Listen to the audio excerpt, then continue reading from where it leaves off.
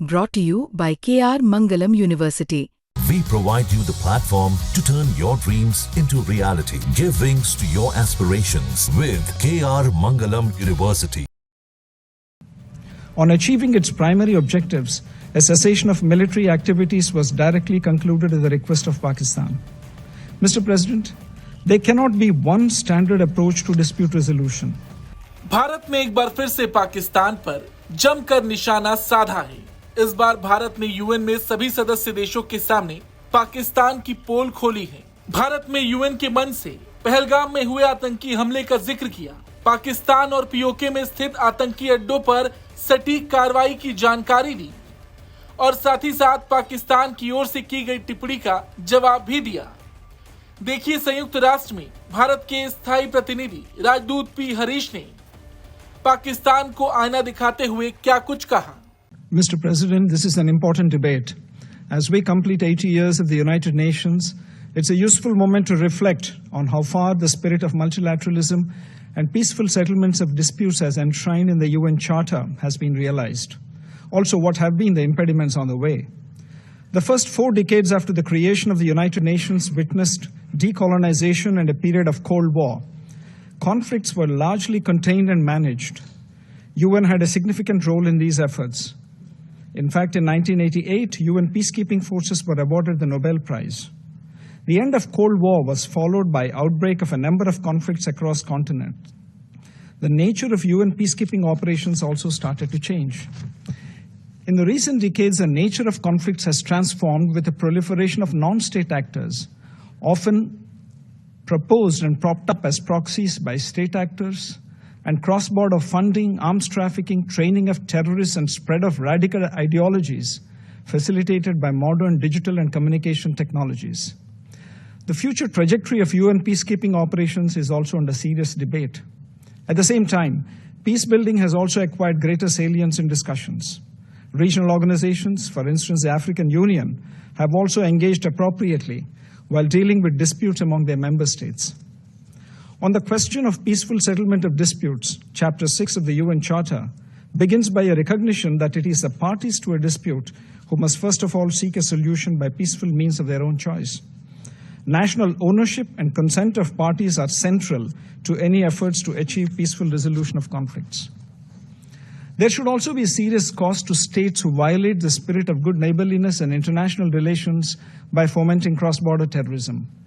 Recently, consequent to the gruesome terrorist attack in Pahlegam, Jammu and Kashmir, on 22nd April 2025, that led to the killing of 26 innocent tourists, and based on the Council statement of 25th April, where members of the Security Council underlined the need to hold perpetrators, organizers, financiers, and sponsors of this reprehensible act of terrorism accountable and bring them to justice, India launched Operation Sindoor, targeting terrorist camps in Pakistan and Pakistan-occupied Jammu and Kashmir, which was focused, measured, and non-escalatory in nature. On achieving its primary objectives, a cessation of military activities was directly concluded at the request of Pakistan.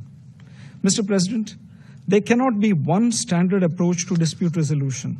The changing circumstances and context also need to be taken into account while considering any such efforts.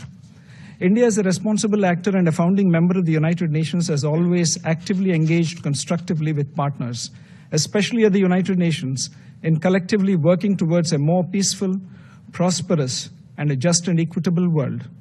From peace and security to decolonization to fair trade, India remains also the largest contributor to UN peacekeeping forces cumulatively, and a pioneer in promoting women in peacekeeping who have become role models while serving in theaters of conflict.